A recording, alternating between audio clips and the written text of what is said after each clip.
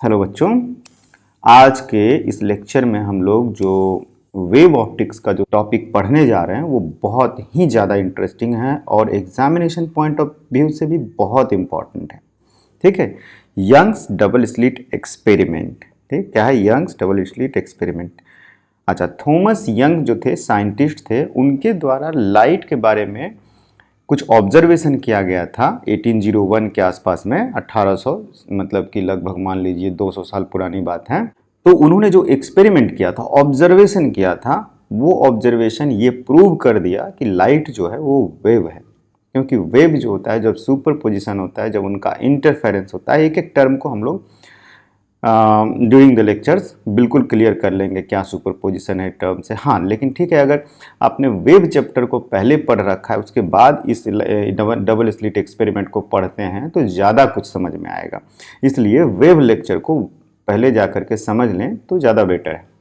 तो Young's double slit experiment क्या था?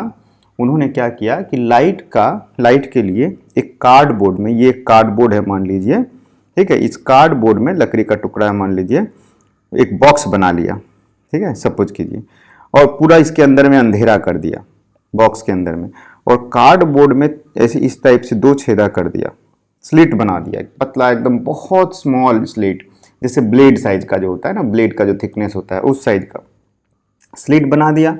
और वो बिल्कुल पास पास में बनाया। और इसके बाद यहाँ से जब लाइट को छोड़ा गया तो देखा गया कि उसका जो शैडो होता है ना, शैडो साइड में जहाँ पर दूसरी तरफ एक स्क्रीन है या कार्डबोर्ड ही कह लीजिए, तो वहाँ पर ऐसा होना चाहिए था, अगर लाइट पार्टिकल्स होता तो ये सीधे सीधे जाता और केवल दो स्लिट के जगह पे इस टाइप का इंटेंसिटी इल्यूमिनेशन होता, केवल दो जगह पे। लेकिन ऐसा नहीं होकर के यंग्स के ऑब्जर्वेशन में क्या देखा गया कि इस तरह से बहुत सारे इल्यूमिनेशन हो रहे हैं इक्वल डिस्टेंस पे। ठीक है, उनका इंटेंसिटी भले थोड़ा अलग अलग कमते जाता है जैसे इधर इधर जाते हैं, लेकिन जो है ना, ये देखा गया कि फ्रिंजेज बन रहे हैं। फ्रिंजेज मतलब कहीं डार्क है कहीं लाइट है, फिर dark light dark light dark light, इस तरह से ये जो पैटर्न यहाँ पर दिखाया गया है, ये तो ओरिजिनल नहीं है, कंप्यूटर से बनाया गया हुआ चीज़ है। तो इसी टाइप का जो है बना कुछ, ठीक है। वाइट लाइट को जब इसके ऊपर में स्लिट्स के थ्रू पास कराया गया तो देखा गया कि यहाँ पर इस टाइप का बनता है। अब हम लोग थोड़ा सा और क्लियर हो जाएंगे कि एक्चुअली में वाइट लाइट के साथ कैसा बनता है और मोनोक्रोमेटिक लाइट, सिंगल कलर का लाइट दिया जाए तो कैसा बनता है। ठीक, तो ये तो समझ में आ गया कि एक्सपेरिमेंट क्या था यंग्स का, यंग्स ने क्या किया था एक्सपेरिमेंट। अब देखिए होता क्या है कि यंग्स ने जो एक्सपेरिमेंट किया था वो फिर मैथमेटिकली उसका एनालिसिस किया गया कि अच्छा ये तभी पॉसिबल है क्योंकि दो स्लिट की वजह से इतने सारे जो पैटर्न बनेंगे वो तभी बनेंगे जब दो वेव एक दूसरे पर सुपरपोजिशन होते हैं, तो अलग अलग उनके जगह पर अलग अलग उनका मैक्सिमम और मिनिमम इंटेंसिटी बनता है, और इसी की वजह से ये सब हुआ है। ठीक है, दूसरी बात क्या है, मान लीजिए कि अगर एक कलर, ये इसको ऐसा समझिए कि सिंगल कलर ऑफ लाइट जब जाएगा तब जाकर के ये पैटर्न जो है ना सिंगल कलर का यहाँ पर बनेगा। अगर सिंगल कलर ऑफ पैटर्न हमने नहीं दिया तो प्रॉब्लम होता है। ठीक, प्रॉब्लम क्यों होता है वो भी धीरे धीरे क्लियर हो जाएगा। ये देखिए, ये क्या है, ये एक्सपेरिमेंट है जब सिंगल कलर ऑफ लाइट दिया गया है। ठीक है, ये स्लिट अगर हॉरिजॉन्टल है तो हॉरिजॉन्टल पैटर्न बनेगा, स्लिट अगर वर्टिकल है तो वर्टिकल पैटर्न बनेगा। ठीक है, ये डायरेक्शन से कंफ्यूज नहीं होना है। तो इसमें क्या है, जैसे यहाँ पर देखिए रेड कलर का स्लिट दिखाया गया है, रेड कलर की वजह से, यहाँ पर किसकी वजह से दिखाया गया है, ग्रीन कलर की वजह से। तो दूर जैसे ही जाते हैं वैसे ही उसका इंटेंसिटी घटते जाता है, बट ये जो डिस्टेंस है, distance between the dark fringes या distance between the maximum intensity वो सेम रहेगा, लेकिन इनका इंटेंसिटी घटता है और उसका कारण है कि इंटेंसिटी क्यों घटता है। ठीक है, अभी उस पर नहीं जाते हैं। तो ये तो सिंगल कलर की बात हो गई। इसका मतलब कि जैसे ही हम लाइट में जब भी कलर की बात करते हैं तो कहीं ना कहीं वेवलेंथ जो होता है वो सामने आ जाता है। तो वेवलेंथ, इसका मतलब सारे कलर्स का अलग अलग है। रेड का वेवलेंथ सबसे ज़्यादा है, फिर जा करके वॉयलेट का सबसे कम है। अगर विजिबल स्पेक्ट्रम को याद कीजिए तो वेवलेंथ की जो बात करते हैं तो इसका मतलब अगर वाइट लाइट को इसके ऊपर में किया जाए इंसिडेंट तो क्या होगा, वाइट लाइट में तो विब्ग्योर है, पूरा है वॉयलेट से लेकर रेड तक, तो उन सब का जो होगा ये पोजीशन अलग अलग हो जाएगा। ठीक है, मतलब जो बन रहा है जहाँ पर डार्क फ्रिंजेस बन रहा है, मैक्सिमम इंटेंसिटी ऑफ कलर बन रहा है, वो जो होता है पोजीशन रेड का अलग होगा और वायलेट का अलग होगा। तो इसलिए उसके केस में एक अजीब टाइप का रेनबो इफेक्ट आता है उसमें। ठीक है, ये देखिए उसमें इस टाइप का एक रेनबो इफेक्ट आता है। ये देखिए रेनबो इफेक्ट, ये क्या है, व्हाइट लाइट को जब डाला गया है, व्हाइट लाइट, तब जाकर के ये इफेक्ट आता है। और उसका कारण क्या है, कारण सिंपल है कि अलग अलग कलर का जो वेवलेंथ होता है वो अलग अलग होता है, तो जिसकी वजह से सबका पोजीशन मैक्सिमम इंटेंसिटी पोजीशन थोड़ा सा शिफ्ट हुआ पड़ा हुआ है। ठीक है, तो ये क्या है कि आपका व्हाइट लाइट की वजह से, ये व्हाइट लाइट की वजह से। तो यंग्स, पहले हम ऑब्जर्वेशन समझते हैं, उसके बाद मैथमेटिक्स में जाएंगे। पहले चीज को तो समझ लें कि हो क्या रहा है, फिर इसके मैथमेटिक्स को एक एक करके समझेंगे तो चीजें बिल्कुल शार्प एंड क्लियर हो जाएगी। ठीक है, अब इस एक्सपेरिमेंट को, कि डबल स्लिट एक्सपेरिमेंट जो है, इसको क्या किया गया, बाद में मैथमेटिकली भी किया गया। ठीक है, एक एनिमेशन देखिए कि डबल स्लिट एक्सपेरिमेंट के मिलता जुलता, लाइट के केस में था ना डबल स्लिट, और वाटर के केस में मतलब जो इंटरफेरेंस जो है, सुपरपोजिशन ऑफ दो वेव्स जो है, उसको दिखाने के लिए एक मैं आपको यूट्यूब से लिया हुआ एक इंटरेस्टिंग वीडियो दिखाता हूं।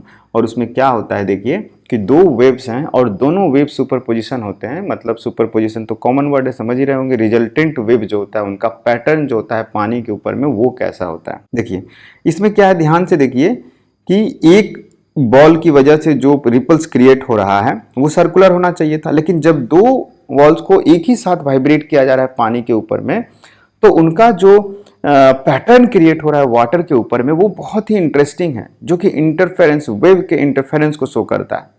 ठीक है, इसको ध्यान से देखिए तो डार्क फ्रिंजेज यहाँ पे दिखाई दे रहे हैं। जैसे ही दूर चला जा रहा है एक डार्क, और फिर क्या है, मैक्सिमम इंटेंसिटी, डार्क और मैक्सिमम इंटेंसिटी ये बन रहा है। कहीं कहीं पर वाटर मूव ही नहीं कर रहा है, वो डार्क रेंजेज है।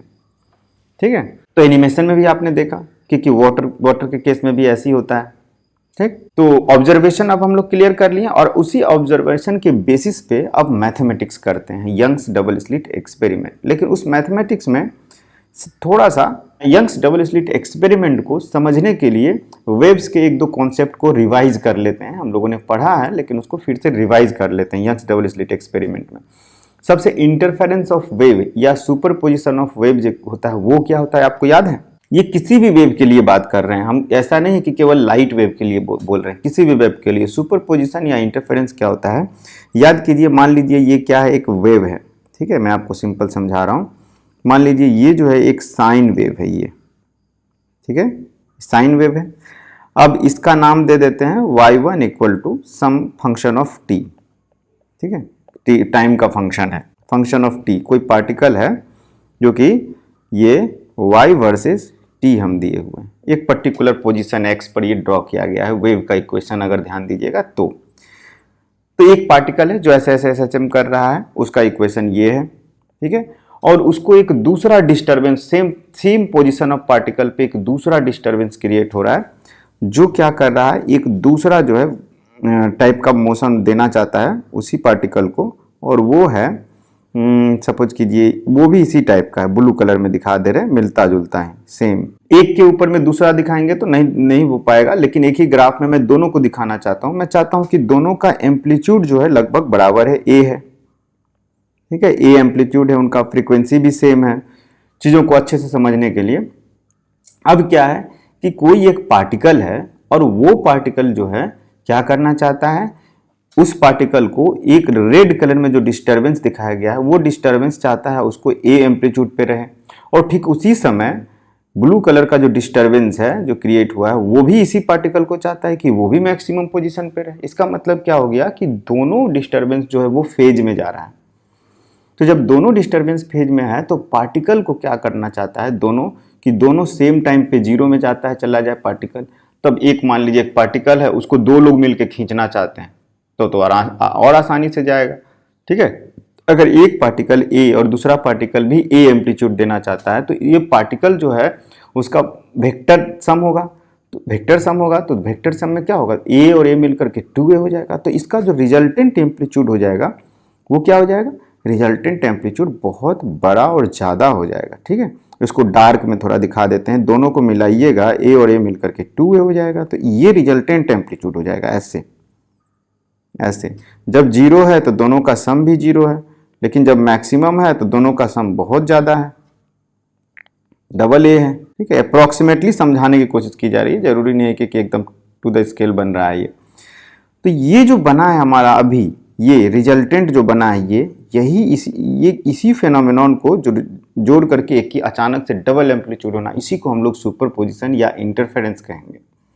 ठीक है, किसी पोजीशन पे जीरो है, ये तो एक बात हो गई। लेकिन एक ऐसा भी तो हो सकता है कि एक पार्टिकल, जैसे कि ये दो डायग्राम फिर से इसको ड्रॉ करते हैं, कि रेड वाला जो है वो ऐसे ही है जैसे था, लेकिन दूसरा ब्लू वाला डिस्टरबेंस ठीक उस समय उनका अगर फंक्शन ड्रॉ करें तो वो ऐसे है, ऐसे कि जब एक मैक्सिमम जाना चाहता है तो दूसरा मिनिमम जाना चाहता है। ठीक है, मान लीजिए रेड वाला जब मैक्सिमम है तो ब्लू डिस्टरबेंस पार्टिकल को क्या चाहता है कि लोएस्ट पे रहे। ठीक है, और जीरो पे जीरो रहे। तो किसी भी पोजीशन को लीजिए तो उनका जो वाई डिस्प्लेसमेंट है वो एक दूसरे का नेगेटिव है। अगर ये ए है तो ये माइनस ए है, ये कोई भी वाई डैश है तो ये माइनस वाई डैश है। इसका मतलब पार्टिकल को एक ऊपर खींचना चाहता है उतने ही फोर्स से, और दूसरा नीचे ही खींचना चाहता है, सेम डिस्प्लेसमेंट अमाउंट करना चाहता है।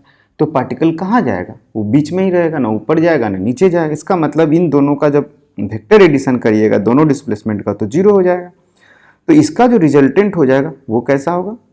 आप आराम से आसानी से बता सकते हैं कि ये पार्टिकल मूव नहीं करेगा, इसका रिजल्टेंट ये रहेगा, है कि नहीं? यही हो जाएगा resultant displacement of the particle किसी भी टाइम पे। ये भी वाई वर्सेस टी है, किसी भी टाइम पे क्या हो रहा है? चेंज ही नहीं हो रहा है पोजीशन पार्टिकल का, वो एकदम स्टैंडिंग वेव की तरह हो गया है। एक पार्टिकल एक पर्टिकुलर, ये याद कीजिए, ये किस केस में होगा? ये उस केस में होगा जब दो वेव्स, अपोजिट वेव्स आते हैं, स्टैंडिंग वेव क्रिएट करते हैं, और जो नोड्स पॉइंट्स होते हैं जो कि हिलते ही नहीं है कभी किसी भी टाइम पे, वो यही सिचुएशन है, वो पार्टिकल नहीं हिलता है। ठीक है, एक अपोजिट साइन में ही रहता है। ये सिचुएशन हो गया। तो अब हम आगे बढ़ सकते हैं, सुपरपोजिशन प्रिंसिपल को समझ गए तो आगे बढ़ सकते हैं इसी तरह से। ठीक है, और दूसरा एक इम्पॉर्टेंट चीज क्या है कि हमें पता है कि फेज डिफरेंस क्या होता है। Phase difference between two waves. ठीक है, फेज डिफरेंस होता है, ये जो हम लोगों ने जो इक्वेशन बोला था y equal to A sine कुछ भी, मान लीजिए omega T minus K X, suppose कीजिए ऐसे बोला था। तो इस साइन के अंदर में ये जो टर्म है इसी को बोला गया है फेज। यही टर्म जो है आपका फेज कहलाता है, ये फेज एंगल। ठीक है, अगर दो इक्वेशन लेते हैं तो दोनों इक्वेशन में इस फेज का जो डिफरेंस है उसी को फेज डिफरेंस बोलेंगे। क्लियर है? और ये टर्म डिसाइड करता है कि पार्टिकल कब पीक पर पहुंचेगा। ठीक है, यही ना डिसाइड करेगा कि साइन का वैल्यू कब 1 होगा, साइन का वैल्यू कब -1 होगा, साइन का वैल्यू कब 0 होगा, यही तो डिसाइड करेगा। तो इसका मतलब y का वैल्यू कब मैक्सिमम प्लस से हो जाएगा, कब माइनस से हो जाएगा, कब y का वैल्यू 0 हो जाएगा, यही चीज डिसाइड करेगा। तो अगर दो वेव ले लें तो दोनों वेव का जो अलग अलग होगा, कब मैक्सिमम होगा कब मिनिमम होगा, वो हमें पता चल जाएगा। और दोनों वेव को वेक्टोरियली सम कर देंगे तो रिजल्टेंट वेव पता चल जाएगा। इसका मतलब कि दोनों ये जो टर्म है फेज डिफरेंस, ये बहुत इंपॉर्टेंट है। इस इक्वेशन इसको ध्यान से देखिए। तो इसमें क्या हो रहा था, इसमें जब रेड वाले की वजह से मैक्सिमम जा रहा था, रेड वाला वेव बोलता था पार्टिकल को ए पे जाओ, और ब्लू वाला भी बोला कि भाई तू भी ए पे चल इसी समय सेम टाइम में। तो इसलिए दोनों क्या है, सेम फेज में है, दोनों में कोई फेज डिफरेंस नहीं है। ठीक है, तो इसलिए जब ये मैक्सिमम है तो ये भी मैक्सिमम, जब ये 0 है तो ये भी 0 है, तो ये दोनों मिलकर के ऐड हो गया। और इस केस में देखिए, जब ये मैक्सिमम जाता था तो ये मिनिमम जाता था, दोनों के बीच में 180 डिग्री का डिफरेंस था। ठीक है, फेज में, तो फेज में दोनों में बहुत ज़्यादा डिफरेंस था, तो इसलिए एक ए हो रहा था तो एक माइनस ए हो रहा था। ठीक है, तो ये चीज़ें हैं, देखनी है हमें कि कैसे हो रहा है ये सब चीज़ें। फेज डिफरेंस है, ये आपको फेज डिफरेंस क्लियर हो गया कि फेज डिफरेंस का टर्म क्यों इंपॉर्टेंट है।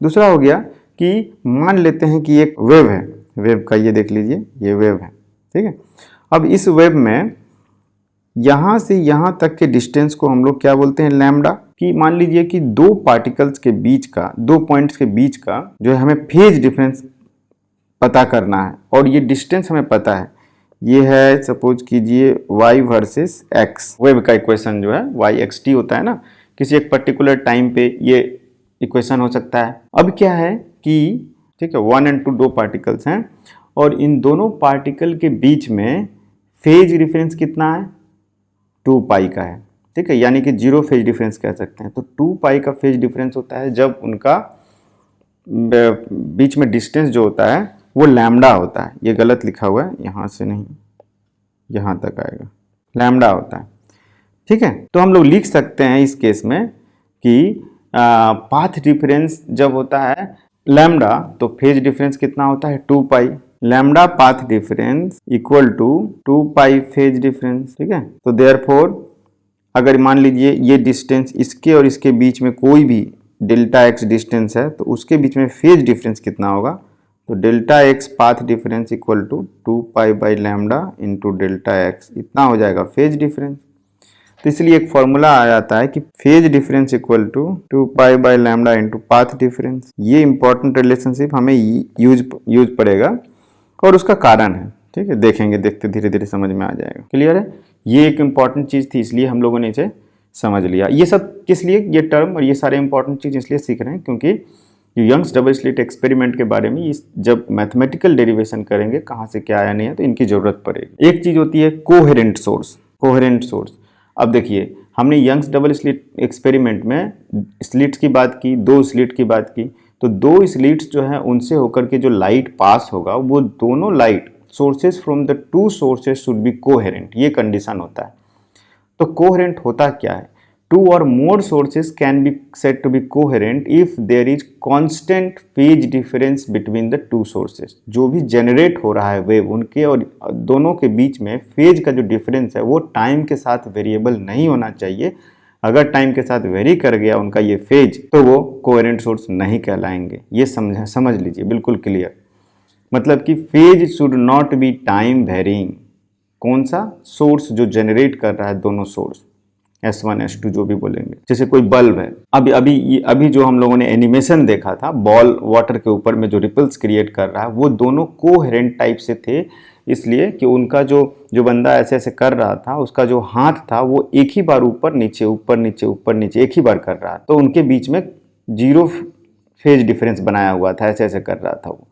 इनिशियल कोई फेज डिफरेंस नहीं था t इक्वल टू 0 पे, और जो भी फेज डिफरेंस क्रिएट होगा वो पाथ के डिफरेंस की वजह से क्रिएट होगा, आगे पानी में जब जाते जाएंगे तब, ठीक है।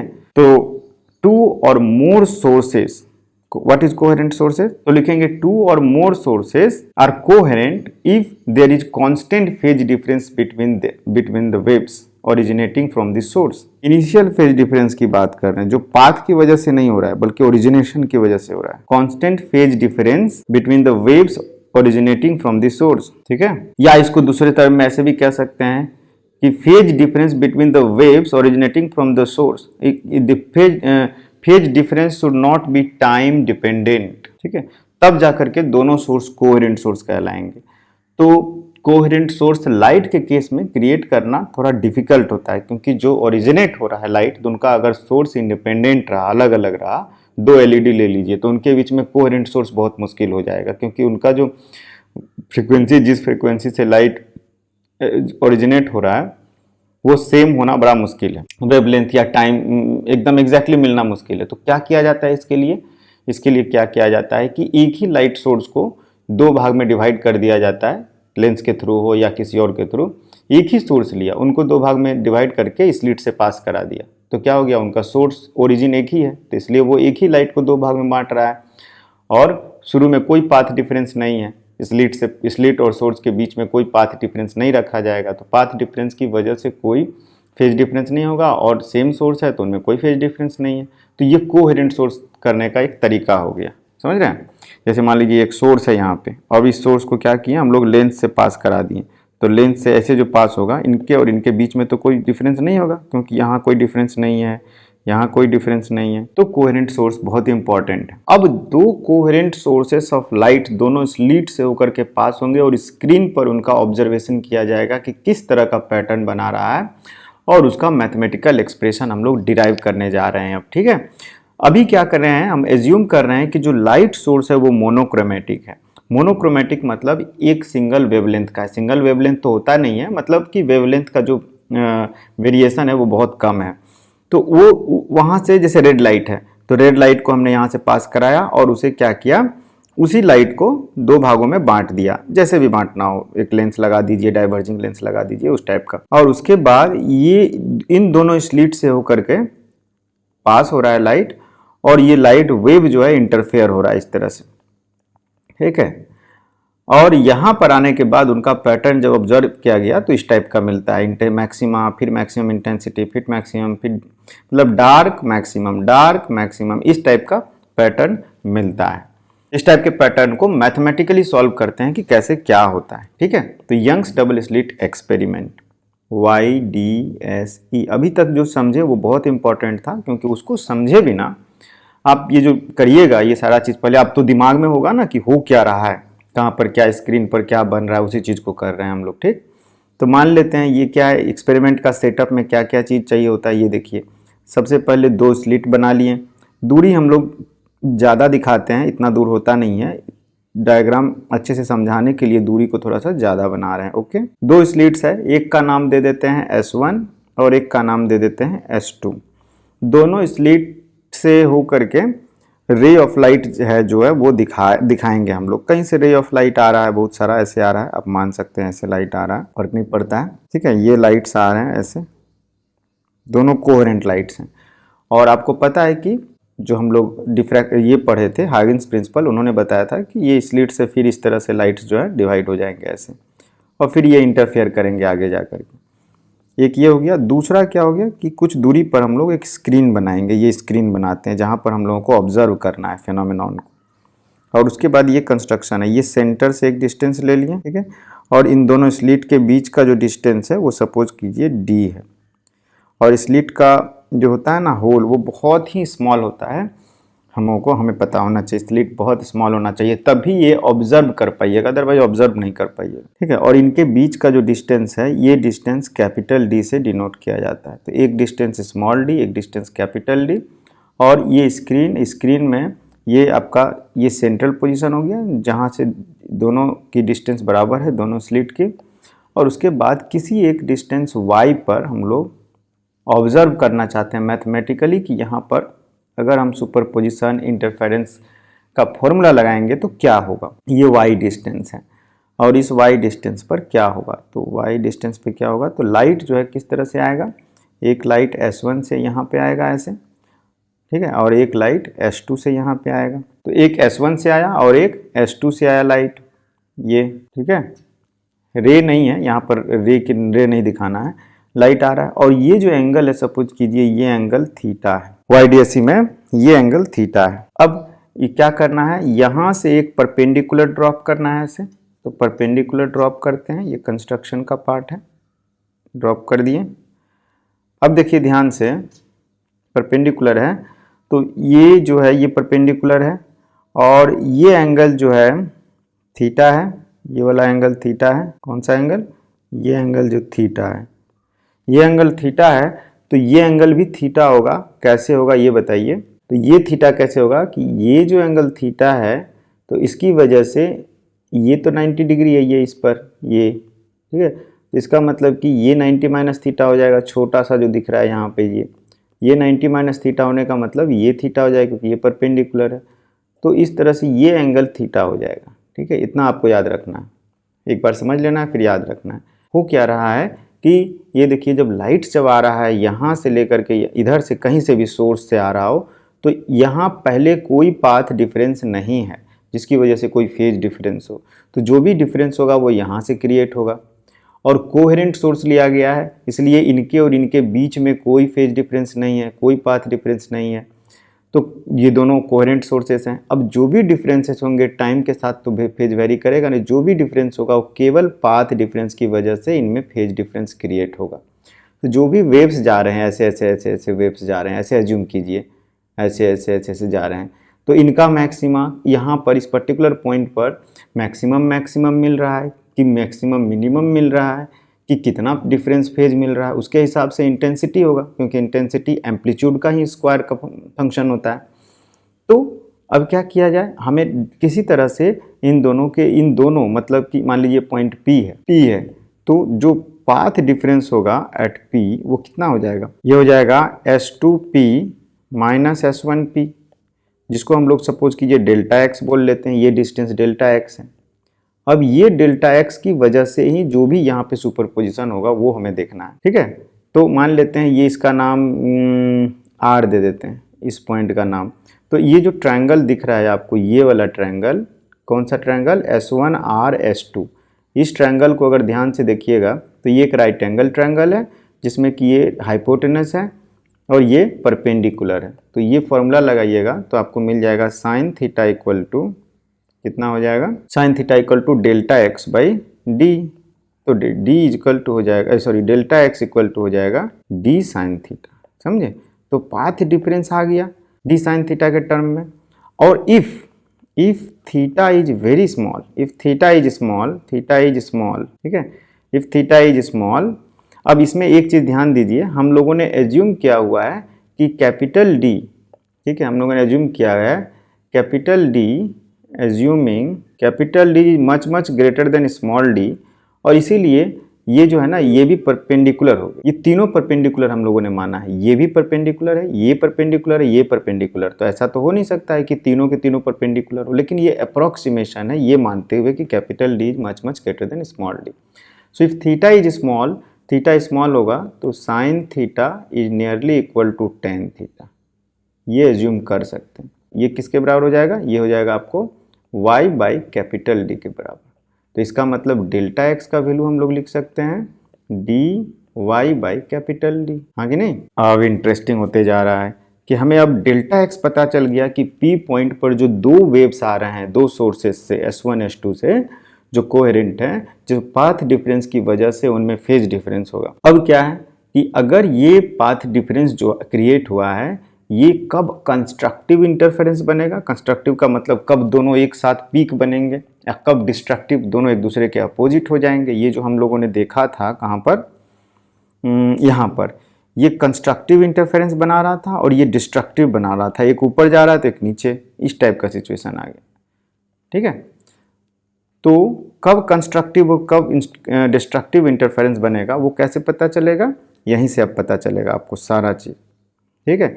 फॉर कंस्ट्रक्टिव इंटरफेरेंस क्या करेंगे, डेल्टा एक्स जो होता है पाथ डिफरेंस वो किसके बराबर होना चाहिए, ध्यान दीजिए। अगर फेज डिफरेंस में बात करेंगे तो कंस्ट्रक्टिव इंटरफेरेंस के लिए 2 पाई का फेज डिफरेंस होना चाहिए, ठीक है।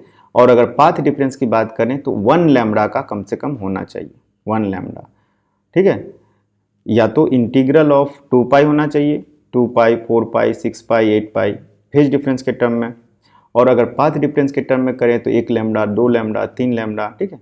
तो इसका मतलब delta X should be equal to n lambda, 1 lambda 2 lambda 3 lambda जब भी होगा तो वो कंस्ट्रक्टिव इंटरफेरेंस बनेगा, ठीक है। Sine 2 pi plus theta is sine theta. तो ये जो हो गया delta X equal to n lambda, ये कंस्ट्रक्टिव इंटरफेरेंस का कंडीशन हो गया।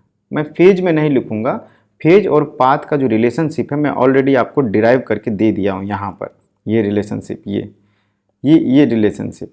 तो मैं पाथ में ही बात कर लेता हूँ कि पाथ डिफरेंस अगर n लैम्बडा हुआ, ठीक है, तो डेल्टा फाई कितना हो जाएगा देख लीजिए, डेल्टा फाई इक्वल टू हो जाएगा 2n पाई। तो delta X equal to n lambda, इसका मतलब dy by D equal to n lambda, therefore small dy by capital D equal to n lambda.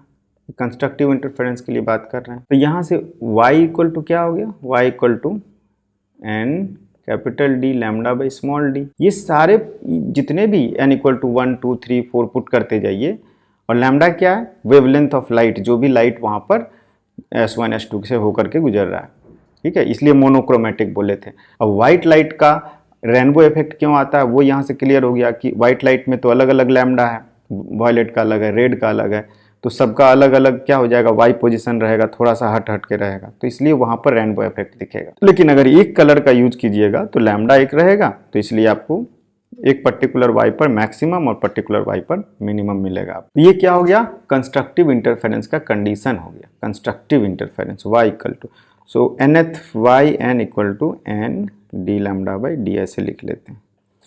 ये इक्वेशन ऑफ कंस्ट्रक्टिव इंटरफेरेंस हो गया। जहाँ जहाँ ये y सेटिस्फाई होगा, n इक्वल टू क्या लिखेंगे, n इक्वल टू 1 2 3, 0 भी होगा यहाँ पे, 0, y इक्वल टू 0 को बोला जाता है, y equal to 0, y equal to 0 is central maxima. मतलब सेंटर में हमेशा मैक्सिमा होता है, चाहे कोई भी कलर ऑफ लाइट ले लीजिए, उससे फ़र्क नहीं पड़ता है, क्योंकि पाथ डिफरेंस तो कुछ है नहीं, तो इसलिए लैम्डा यहाँ पे आएगा नहीं। लैम्डा कुछ भी लीजिए वो हमेशा 0 रहेगा, n इक्वल टू 0 पे सेंट्रल मैक्सिमा। ठीक है, तो इसको देखिए अगर डायग्राम को, तो ये हमेशा सेंट्रल मैक्सिमा पोजीशन रहेगा, ये वाला। कोई भी कलर ऑफ लाइट लीजिए, ये हमेशा ब्राइट बनेगा यहाँ पे। और उसके बाद क्या होगा, ये हमेशा ब्राइट रहेगा, कोई भी कलर ऑफ। उसके बाद फिर ये जो नेक्स्ट ब्राइट कहाँ पे बनेगा वो डिपेंड कर जाता है किस पर, लैम्डा पर। ठीक है, नेक्स्ट ब्राइट, नेक्स्ट मैक्सिमा ये कहाँ बनेगा, y इक्वल टू 1 पे। इसका मतलब y1 equal to D lambda by D पे बनेगा। तो अब लैम्डा आ गया, इसका मतलब रेड के लिए नेक्स्ट ब्राइट कहीं और बनेगा, वॉयलेट के लिए कहीं और बनेगा। ठीक है, ये चीज़ क्लियर हो गया। मैक्सिमा की बात कर लिए तो। और मिनिमा की अगर बात करें, मिनिमा कब बनेगा, मिनिमा कब, when delta X equal to क्या होगा, n प्लस हाफ लैम्डा। ठीक है, आधा लैम्डा का मतलब कि हाफ लैम्डा हुआ, या 3/2 लैम्डा हुआ, या 5/2 लैम्डा हुआ। ठीक है, इंटीग्रल मल्टीपल ऑफ नहीं, बल्कि odd multiple of lambda by. ठीक है, तो ये हो जाएगा n प्लस हाफ लैम्डा। अब फर्स्ट मिनिमा कब बनेगा, फर्स्ट मिनिमा, तो y1 ले लेते हैं, y1 फर्स्ट मिनिमा वो कब हो जाएगा, n इक्वल टू 0 पिट कीजिए, ये नहीं लिखेंगे लैम्डा बाई 2 नहीं, क्या लिखेंगे, डेल्टा एक्स। डेल्टा एक्स क्या था हमारा, dy बाई डी ना, तो n plus half lambda equal to small dy by capital D. तो y इक्वल टू कितना हो गया, n plus half lambda capital D by small D. ठीक है, तो इसका मतलब कि first minima, y first minima कितना हो जाएगा, लैम्डा बाई 2, मतलब कि lambda by 2 D by D, या डी लैम्डा बाई 2 डी कह लीजिए। सेकेंड कब बनेगा, जब n इक्वल टू 1 पुट करेंगे। ठीक है, सेकेंड मिनिमा ये हो जाएगा 3/2 डी लैम्डा बाई डी। तो ये चीज़ें बन रही है। ये जो हो रहा है, क्या हो रहा है, ये आपको फ्रिंज का जगह बता रहा है। मिनिमा समझिए क्या है, मैक्सिमा, ये सारे फ्रिंजेज हो गए, ये सब क्या हो गया, मैक्सिमा। और ये जो डार्क फ्रिंजेज जो है ये मिनिमास, यहाँ डिस्ट्रक्टिव इंटरफेरेंस बन रहा है। ठीक है, तो कहाँ मैक्सिमा बनेगा और कहाँ मिनिमा बनेगा, ये हमें इस चीज़ से पता चलता है। ठीक है, अब nth के लिए अगर मान लेते हैं, लिखते हैं कि nth मैक्सिमा कहाँ बनेगा, सेंट्रल में तो हमेशा मैक्सिमा बोलता है, जिसको सेंट्रल मैक्सिमा या सेंट्रल ब्राइट रीजन कहते हैं। दूसरा है कि nth मैक्सिमा कहाँ बनेगा, तो क्या लिखा था, nth मैक्सिमा। ठीक है, उसको ऊपर में जो लिखा है उसी को दोबारा लिख देना। nth मैक्सिमा कहाँ बनेगा, when yn equal to n D lambda by D. ये nth मैक्सिमा हो गया। अब n के जगह पे 5 रख दीजिए तो फिफ्थ मैक्सिमा हो जाएगा, सेंटर के अलावा 6, 7, 8 ऐसे रखते जाइए। और इसी तरह से nth डार्क फ्रिंज कब कहाँ बनेगा, nth डार्क या मिनिमा, nth डार्क लिख देते हैं, nth डार्क फ्रिंज ये कहाँ बनेगा, nth का मतलब ये हो गया when yn equal to n plus half D lambda by D. इसमें क्या है, n जो वेरी कर रहा है वो 0, 1, 2, 3 ऐसे वेरी कर रहा है। ठीक है, और इसमें भी वेरी करता है, लेकिन 0 जो हो जाता है वो सेंट्रल के लिए हो जाता है, सेंट्रल मैक्सिमा, जो हमेशा सेंट्रल ही होता है। लेकिन बाकी जो माइनस भी होगा, ठीक है, प्लस माइनस, क्योंकि ऊपर नीचे दोनों बनेगा, यहाँ भी plus minus plus minus plus minus. ठीक है, क्लियर है कि नीचे भी तो उतनी ही दूरी पे बनेगा जो ऊपर बन रहा है। तो ये चीज़ें क्लियर होगी। एक और इम्पॉर्टेंट चीज़ क्या है कि जो फ्रिंज जो बन रहा है, देखिए इसको ध्यान से, मान लीजिए ये फ्रिंज बन रहा है, रेड लाइट के लिए मैं दिखा रहा हूँ। ठीक है, रेड लाइट के लिए ये फ्रिंज बन रहा है। तो ये जो फ्रिंज का जो सेंटर में जो रीजन होगा, जो सबसे ज़्यादा ये रहेगा ब्राइट, उसको बोलेंगे मैक्सिमा। लेकिन इसमें क्या है, कुछ चीज़ें ध्यान देने वाली चीज़ है। क्या है, जैसे कि ये जो है, आपको फॉर एग्जांपल बता दें, ठीक है, ये जो दो सेंटर के बीच के जो डिस्टेंस है, दो सेंट्रल मैक्सिमा के बीच के जो डिस्टेंस है, एकदम सेंटर से सेंटर डिस्टेंस, दो सेंटर मैक्सिमा के बीच के डिस्टेंस, इसको हम लोग बोलते हैं फ्रिंज विड्थ। ठीक है, मतलब फ्रिंज की जो चौड़ाई है वो कितनी है, फ्रिंज विड्थ, जिसको नॉर्मली बीटा से डिनोट किया जाता है। ठीक है, या दो डार्क ले लीजिए, उसके बीच का भी डिस्टेंस एक ही होगा। ठीक है, इसे भी हम लोग वही चीज़ बोलेंगे, फ्रिंज विड्थ, एक ही चीज़ है। आप इसको बोलिए या उसको बोलिए, एक ही चीज़ है फ्रिंज विड्थ। तो फ्रिंज विड्थ कितना होगा, फ्रिंज विड्थ के लिए क्या करिएगा, फ्रिंज विड्थ के लिए क्या करिएगा, फ्रिंज विड्थ का जो डेरिवेशन है वो बहुत आसान है। फ्रिंज विड्थ क्या होगा, nth मैक्सिमा से n minus 1th maxima minus कर लीजिए, फ्रिंज विड्थ हो रही है। इसी तरह से मिनिमा में nth मिनिमा से n minus 1th minima minus कर लीजिए, ठीक है। या फिर सेंट्रल ब्राइट फ्रिंज निकालना है, या फिर सेंटर के साथ सेंट्रल ब्राइट है उसके साथ नेक्स्ट ब्राइट का निकाल लीजिए, आ जाएगा, ठीक है। तो फ्रिंज विड्थ का बहुत तरीका है निकालने का, तो आप सिंपली लिख देते हैं yn माइनस yn माइनस 1, ये अपने आप फ्रिंज विड्थ आ जाएगा।